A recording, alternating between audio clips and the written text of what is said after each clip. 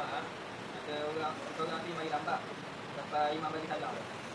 Tu dah dia main dengan imam. Okey. Nanti ada makmum lain bang tambah rakaat lagi. Jadi lagi ikut imam dengan makmum untuk tambah rakaat. Dia macam mana nak tambah rakaat dengan macam mana niat dia? Mana? Orang yang sempat 1 rakaat saja tadi, dia dapat Jumaat. Okey, niatnya niat Jumaat.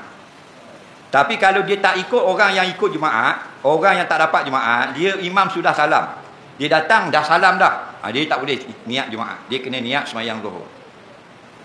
Nampak lagi? Faham lagi tak? Habis dah salat. Assalamualaikum warahmatullahi wabarakatuh. Assalamualaikum warahmatullahi wabarakatuh. Habis dah sembahyang Jumaat. Itu niat sembahyang Zuhur. Tapi kalau imam duduk ayat akhir sekalipun, tak dapat dah rakaat untuk Jumaat, pun niat Jumaat lagi. Kerana imam belum salam. Okey, nak faham imam salam atau belum salam? Itu nak dapat Jumaat. Dah.